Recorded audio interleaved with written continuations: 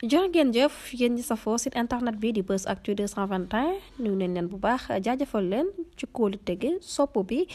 ak topp bi nga xamante ne rek yi nag ñu koy topp bu leen fàttee abonné di bës cloche de notification yi ngir mën a am yeneen i info mbokk internet dal leen ak jàmm chaîne YouTube Buzz Actu 221 seen actu du jour li ci gën a fës dañ koy dooree li ñeel kon première visite officielle bi nga xam ne kon moom président Bassirou Diomaye Diakhar Faye war na ko def kon à l'étranger gannaaw bi nga xamante ni dañ lay falu ci bopp réewum Sénégal ni ki démb gannaaw visite yi nga xam ne dañ na koy amal ni ki démb ci dëkk yu sell yi lee ca diwaanu Touba ci naka noonee foofee ca diwaanu Tivaouane moom président Bassirou Diomaye Faye war a dem ni ki ëllëg mercredi 17 avril 2024 foofee ca diwaanu Mauritanie boobule visite kon mu war a marqué ab importante dans les relations diplomatiques diggante ñaari réew yile di Sénégal ak Mauritanie moom président Bassirou Diomaye Faye bi nga xam ne kon daal di woon nañ ko élu président de la République du Sénégal le 24 mars 2024 bi passé moom chef de l'État sénégalais bi le kon war a rencontrer ak président mauritanien Mohamed Ould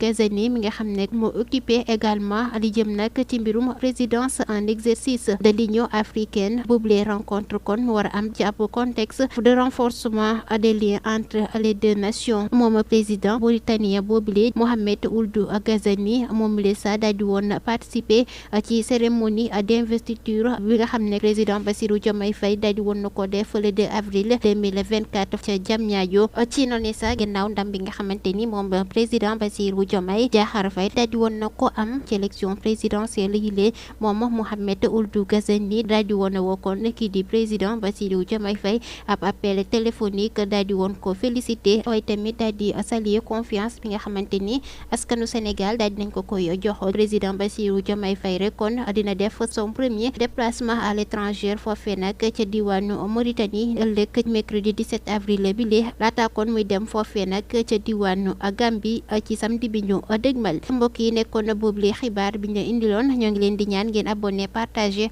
waaye tamit ngeen a bës cloche de notification bi ngir ngeen di mun a jot suñu ay xibaar saa su ne jërë ngeen jëf